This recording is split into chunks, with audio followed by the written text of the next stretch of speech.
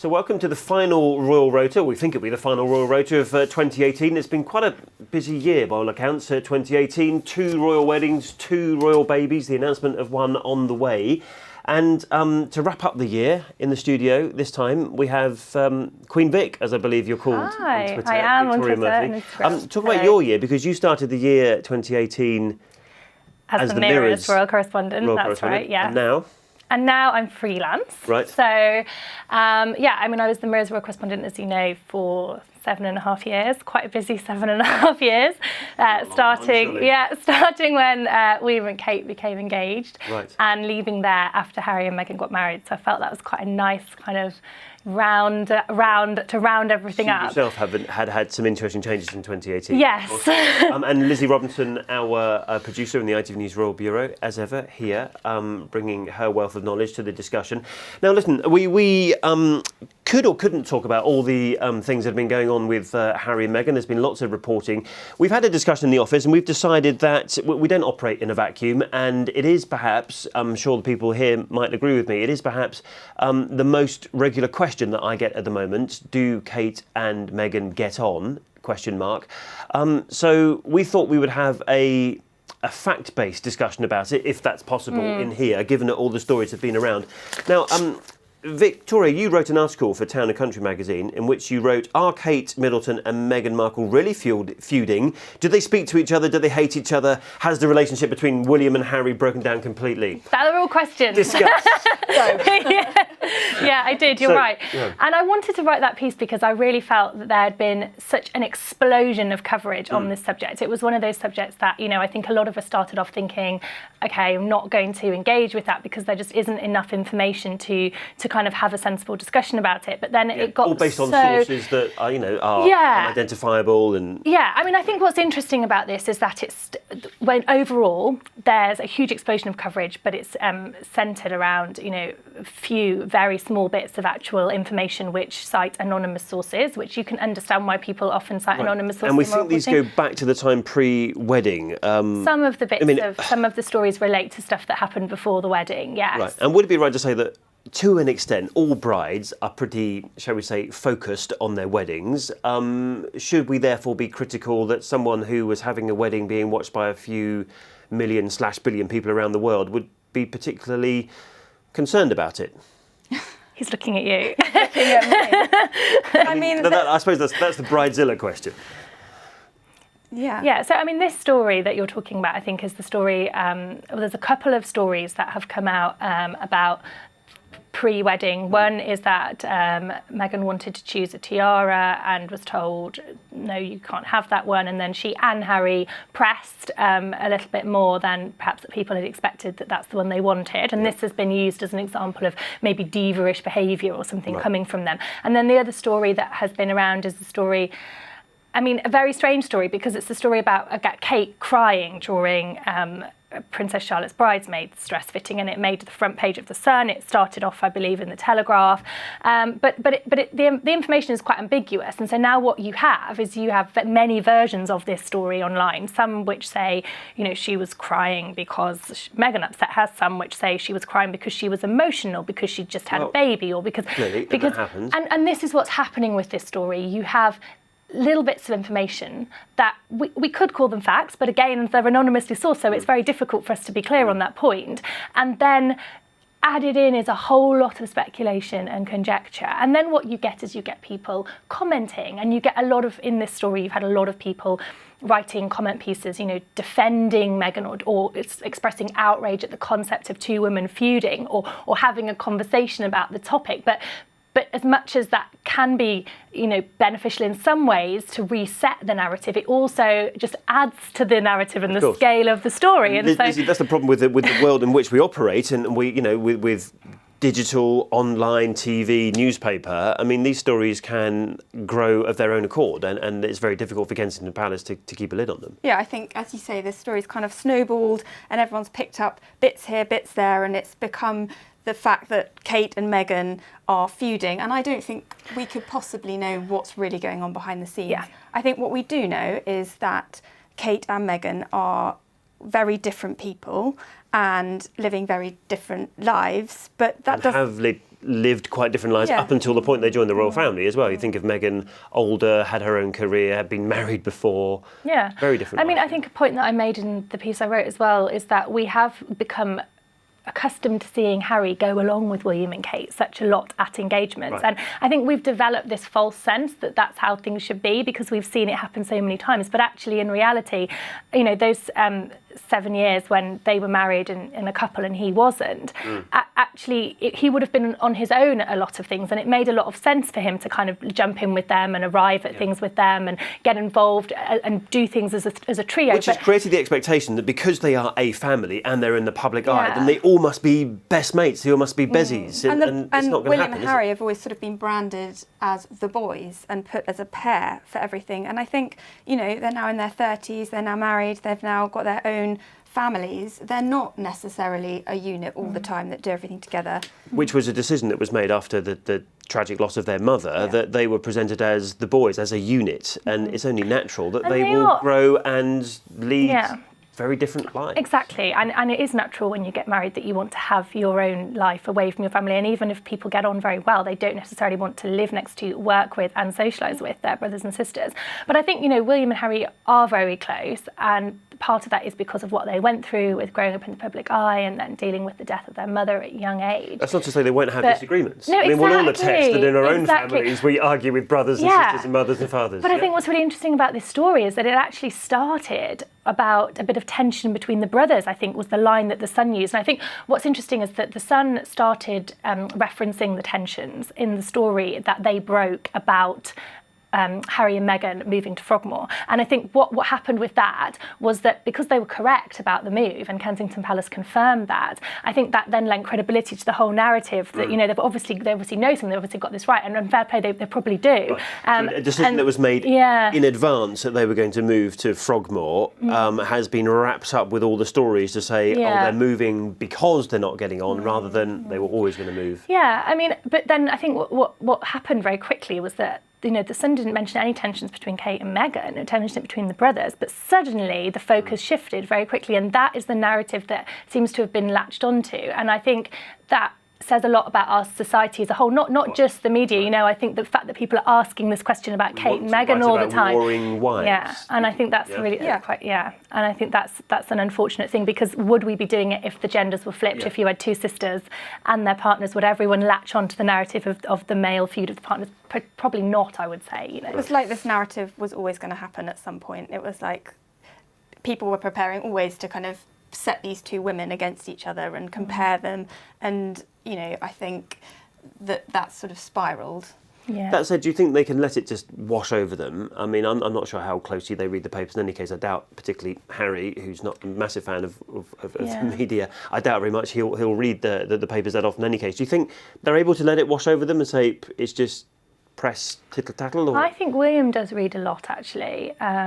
And I think my understanding is Kate maybe a bit less so, but I think William certainly reads a lot. I don't know for sure about Harry, but they are very aware of the narrative that's going on, I think. And I think Kensington Palace did actually move, they were moved to deny one story in this scenario. The story about Kate and Meghan having a disagreement over treatment of staff, and Kate saying something to Meghan, and that was denied by them, and that's the first time they've done that. And I do think that was quite important, because it was a bit of a sort of watershed moment where they said, actually, we're not just going to sit back on everything, you know, and that they have to be very careful, because as you know, they can't go into a position where every time a story's wrong, they say it's wrong, because then what happens is then when they don't say anything, everyone says, oh, well, that's obviously right. Yeah. So they can't put themselves in that position, but obviously they felt strongly enough about this particular story that they wanted to say it was wrong, and I do think that was important. And I feel like since then we've seen a lull in this kind of in new information, which is interesting. There's definitely reported. I mean, there was even one about Meghan wanting to have air fresheners in. Well, that wasn't George's denied, Chapel. but you know, again, Mind you, there's so many flowers in it. I'm surprised. I think they were the equivalent of air fresheners. But also one about sort of sending emails at 5 o'clock in the morning. Now, I often, and Lizzie will tell you this, I often send emails at sort of silly o'clock at night. I think all journalists do. We sort of do in any case, and we're always up at silly times, aren't we? But then again, I don't expect people to read it or respond immediately. I just think, well, they'll get that when they get into the office or when they pick up their phone. Yeah. Some of it's been a little bit... And is it a bad thing? You know, exactly, yeah. I mean, I think the tricky thing as well is that you do have to be honest, and it is frustrating because royal reporting can be frustrating. You know, you sometimes just can't get to the bottom of things. And I think anyone who goes along pretending that they have, you know, they know everything that goes on inside Kensington Palace and they have the source right inside, knowing all the personal details of everything that goes on behind closed doors, is just having a laugh. You know, no one does. And I think you've got to be honest about that. I mean, look, Meghan did a cookbook where she worked on that for months and no one had an inkling of that until they decided to announce it. I was always amazed when that never came out. She's been waiting these dreadful women since January, February of when she moved to London in the winter of last year, and no one knew about it. So. I do think it's interesting that she's in a position now, of course, where she can't sort of speak out and defend herself, and that might be a little bit alien to her because her whole life, you know, before she met Harry, she had a platform and she used it. She spoke about things that meant a lot to her. She may have chosen to, in her former guise, like a lot of celebrities do, post a social media post to correct things that were wrong, that were said about her. That's what a lot of celebrities do nowadays. But the royals can't do that. You know, they're relying on... They don't really get the chance to communicate directly with the public on their thoughts about things, and they certainly wouldn't do it on a personal matter about something behind closed doors. Very frustrating for somebody who used to operate very differently when she was in the job she had before as an actress. So. I mean, there is one fact we know about this, of course, Lizzie, is that they're moving. And in the new year, they get themselves a new home. That's the one fact we have. Yeah, so they're moving away from Kensington Palace, and their official base will move to Windsor, to Frogmore. Windsor obviously is very close to them because it's where they got married. But I think also it's quite easy to attach this move to Frogmore to this stories about feuding families, and I don't think the two are connected. I think but Frogmore gives them more space for the baby / babies. Them out of people are asking whether there's... I feel like it's a baby because they did say she's expecting a baby. But also they're out of the kind of goldfish bowl. Another question I get asked. I don't know the answer. London and Kensington Palace, and away from kind of, you know, the media a bit more space, a bit more privacy. I always think Kensington Palace is a bit of a goldfish bowl, isn't it? Because you can sort of walk around, you can peer in, you can see helicopters landing. I think the last time I was there, I noticed they put in some bushes to sort of try and grow to stop people seeing helicopters land. It's not the most, it's private, but it's not the most private place. And of course, when William and Kate were first married, they had space. They were in Norfolk and they weren't in London. So when they first had the children, I think they really valued that time in Norfolk, and actually the fact that they chose to send George to nursery school in Norfolk, I think says a lot. And there is a question mark, I think, over whether they would have actually quite liked him to have gone to school there. Yeah. But because of the pressures of William having to step up, and the Queen with the Queen doing less, and Prince Philip obviously retiring, that they did need to have more of a permanent base in London. I think without a doubt they would have loved to have stayed at the Hall. Norfolk, I think so as well. If they could have done. And before that, they were in Anglesey as well, weren't they? So they've had that privacy away from the London media spotlight. And also a rural setting as well. Yeah. You know, London's inner city, and we know that Kate loves the countryside, and we don't know so much about Meghan's thoughts. She seems maybe more of someone who's lived in cities and enjoyed it, but there's no doubt that, you know, when you've got a family, having that rural upbringing, you know, is a lovely thing for kids, and I think that Meghan and Harry will really enjoy that in Windsor. So before we get criticised for focusing only on the gossip and not on actually what they do, which is actually what Kensington Palace say to us, like the important stuff is the charity events or the work they're doing, raising awareness of mental health and all the rest of it. Let's just focus on one of those visits, and we both went on the plane to Cyprus when William and Kate went out for that meeting to troops, and you were there the day before for the Christmas party. Yeah. So they had, it was kind of a two-part event across 2 days. So they had the party at Kensington Palace on the Tuesday, and that was for families of service personnel that are going to be away over the Christmas period. Right, from two RAF bases. Two RAF bases, Coningsby and Marham. And then the following day they went out to RAF Akrotiri in Cyprus, where they met kind of corresponding servicemen and women. Now, I suppose the next question we should ask is, do you recommend a day trip to Cyprus? You guys were on a plane for was it 9 hours altogether? I really did enjoy my day trip to Cyprus. I wouldn't recommend it. I mean, day trip to Southampton Sea maybe, but or to Brighton, but Cyprus, it's a long way. So 5 hours there, 5 hours back, and 2 and a bit hours on the ground, I think, wasn't it? Yeah, it was very, very quick, but it was a really lovely Christmas story, and we met this lovely little boy, Harry, whose mum is away serving in Afghanistan and his dad's serving having in Cyprus. So no mum or dad. I mean, that touched us, didn't it? The poor little boy. He's living with his grandparents. He's been well looked after, but actually, you saw this little 5-year-old, and mum's in Kabul, dad's in Cyprus. I thought it was nice. Kate and William were sort of playing with him at Kensington Palace on the Tuesday, and then we met his dad the following day, so it was really nice. I thought it was nice that Kate made a speech in London and William made a speech in Cyprus. So it was a nice way of kind of doing it equally. And also she was able to speak about her experiences to the families about having someone away, and then he was able to speak about knowing what it's like to serve. And I thought that was really well done by both of them. And when we know that she hasn't always loved public speaking, so I think that when she does speak now, and I think her public speaking is pretty good now, and I think that she it certainly understands that people hearing from her is a positive thing, and it's a bit of a snowball fight at Kensington Palace as well. There was no fake snow machine. There's some beautiful pictures of it if you have a look. And actually, talking of pictures, while I'm on that subject, ITV News has got a new Instagram account, so it's worth watching ITV News Royals on Instagram. We've got Vic to follow it this morning. We're now following her, so it's all mutually beneficial, I'd say. But those pictures were amazing. Also, the pictures, talking of which, when the Duchess of Sussex, when Meghan went unannounced to the British Fashion Awards this week, turned up on stage, nobody had a clue that she was doing it. Yeah, that was the big surprise, and obviously, I mean, I'm sure that anyone who had known in advance would have known it's going to attract, a lot of attention, a lot of interest. She did so to honour her wedding dress designer, Claire White-Keller from Givenchy, who, they had a pretty close relationship. Claire White-Keller carried out the dress fittings by herself because there was so much secrecy surrounding, of course, who was doing the dress, and no one found out. It didn't. Another story.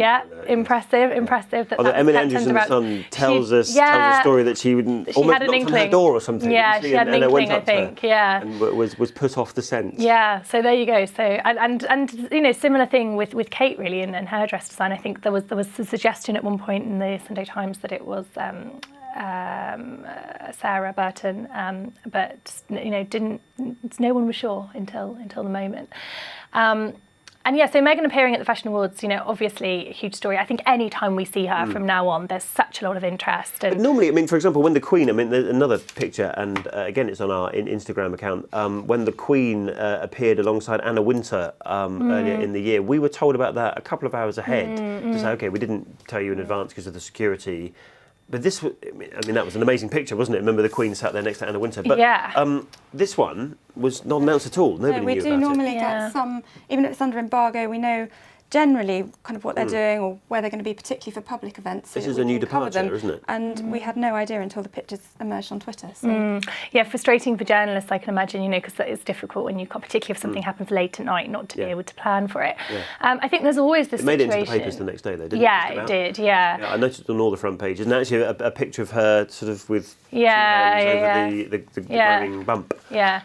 I mean, there's, rightly or wrongly, there is a lot of focus on, the baby bump, and people want to know, what's her maternity fashion, how's she looking, all of that. And, that is a feature of being a female royal that, again, I was talking to someone else about this the other day in the programme, no one talks about what suits the men are wearing, or, how they're looking from day to day. And she was, of course, wearing Givenchy. Yeah, but Meghan has been doing, Meghan has been doing a lot of behind-the-scenes visits, and actually we're seeing them kind of pop up in the court circular the following day. But then there's behind-the-scenes visits, like the Grenfell Tower thing that we discussed earlier, but then there's the visit that was very much in the public eye because there were thousands of fashion people there, but no one knew that was happening in advance, which actually a disadvantage for us because the next day when we did the story, we were having to find the pictures on YouTube. We didn't have any of our own footage or part of the, hence why we call this show the Royal Rota. We didn't have any Royal Rota picture there because there were no TV cameras there. So there was a disadvantage from a media perspective. And she did actually have a private visit to, it was the Association of Commonwealth Universities, which was hosted by King's College London, and that was a private visit where they were kind of discussing the importance of higher education, which we know is a very important thing for Meghan. But that we found out about again through pictures, but that was private, away from the cameras. It wasn't like the British Fashion Awards where journalists were invited and just didn't know she was going to be there. Yeah, I mean, maybe it's a new approach. We'll find out. Talking of babies and all the rest of it, another question I get and I've had on social media: do we think it's going to happen at the Lindo wing? I think that's a really interesting question, and personally, that was. I don't think it will. No, that was something that came into my head quite quickly after they talked about the move. Lindo Wing is not far from Kensington Palace, and obviously that's why it made sense for Kate to have her children there. However, I do think that what you need from a setting in that situation is the criteria is quite specific, and so I do wonder, will they find somewhere else that fulfills the criteria? Because there must be a nice hospital in Slough near Windsor. Yeah, well, I think the thing with the Lindo Wing is that it's a private wing of an NHS hospital, so it has all the benefits of being attached to the NHS for all of the facilities, but then it also is a private wing which allows them to deal with things like security and privacy a lot better. Now, I think if they went into an NHS hospital that didn't have a private wing, they would have to, effectively shut down part of a maternity ward, and that would probably be a very difficult thing for them to do. Could they get away with that? How would that disrupt facilities for other people? Whereas the Lindo Wing does offer that kind of unique opportunity. What's around Windsor? You've got Slough, you've got Chertsey, the big NHS hospital in Chertsey. There's one in Woking at St Peter's. So would it be a private hospital? I wonder, because they could secure it, but then would they want a private hospital that didn't have the NHS facilities? I think for a lot of people that puts people off when it comes to childbirth. Not that we're important at all. Where are we going to go? Some members of press, I suspect, rather a few. Yeah. Even last time, do you remember last time they said no one cares about the baby Prince Louis, no one's going to pay any attention. What happened? Yeah, how many people were there? Crowds. As many as before. I don't know. I think the build-up was different. So in the build-up to George and Charlotte, I had my first child when George was born, so I wasn't physically there, but I was physically there for Charlotte. Obviously with George, I was kind of watching it all. Mentally there. I was doing TV interviews 3 days after I'd given birth on my sofa. I hope you I was like, I'm not coming in anyway. You have to come to me.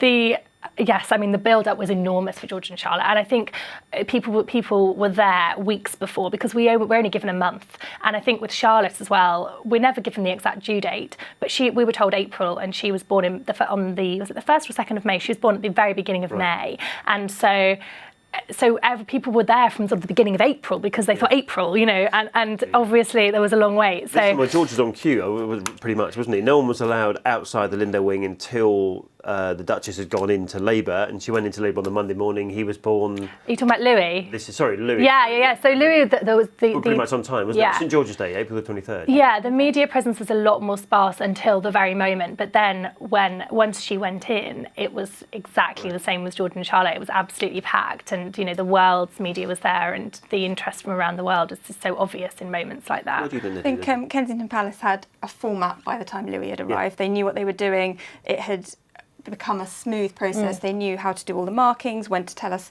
that we could set up satellite dishes, get cabled up and everything. So I think the format made it a much smoother process to make sure that we weren't all camped outside for weeks on end. So the choice is either to do it in central London somewhere, and therefore they'd have to presumably live a bit closer to central London for that period, or do it somewhere near Windsor, and then their choices are a bit more limited. Yeah, I'd say if they're going for London, I'd say they go for London. Yeah, I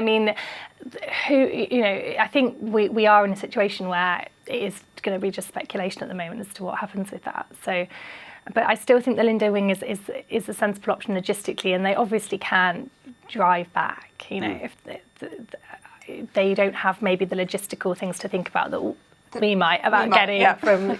Talking of logistics, actually. Literally just down the road from here is the Queen today, and I've just seen some pictures before we went in to record for this of the Queen turning up with her quotes unquote favourite son Prince Andrew at Lincoln's Inn, doing a visit to the one of the famous Inns of Courts of London.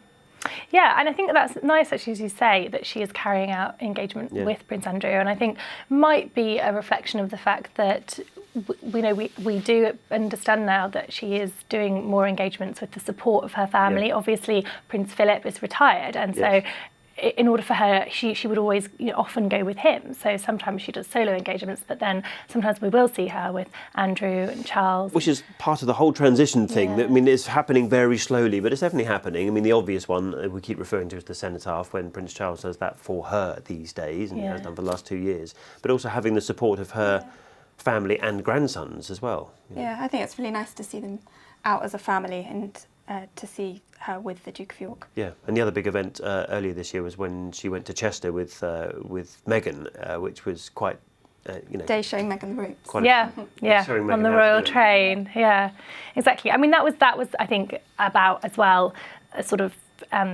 public kind of show of the welcome that they want Meghan to have, and very much kind of saying, Meghan is here, she's involved with let's hit the ground running and do official engagements and embracing that.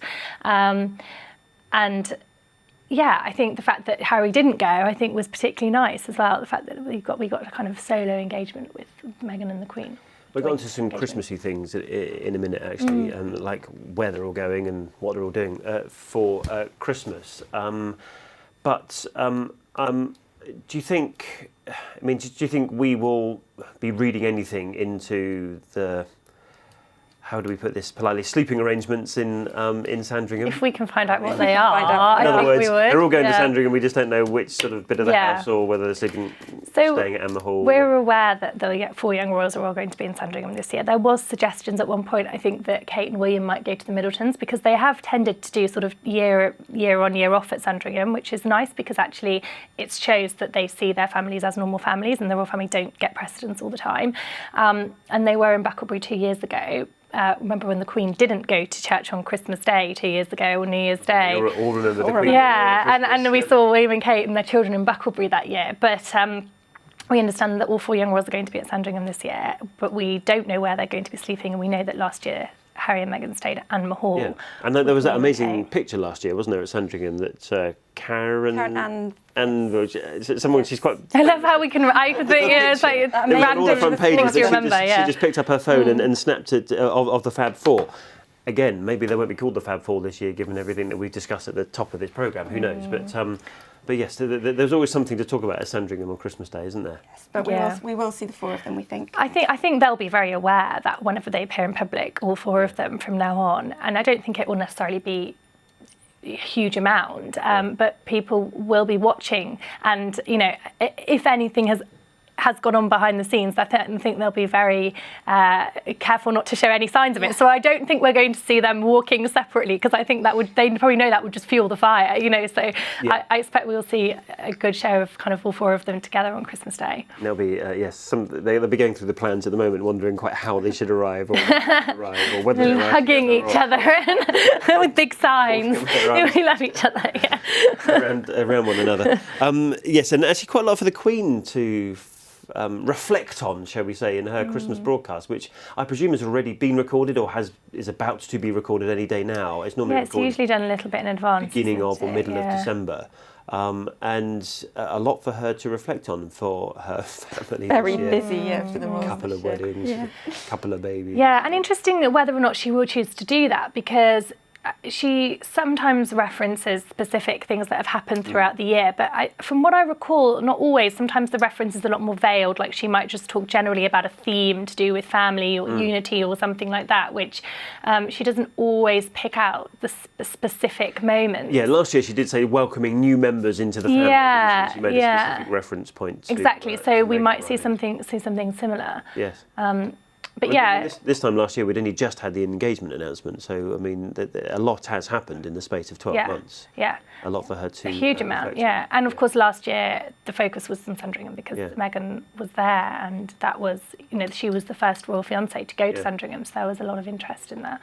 I should probably have reflected on this slightly earlier, but we're talking about the Queen doing an event with her son. Charles did an event with one of his sons this week as well, and you didn't see that often, but you don't often see the two of them in an official engagement together. Yeah, so they were looking at it was an event around knife crime and violence, and they brought together all sorts of people from experts, former gang members, victims' families, and they sort of collected them all together. And I think it's understood that this came after Prince Charles and Prince Harry had sort of spoken privately about the problem of youth violence.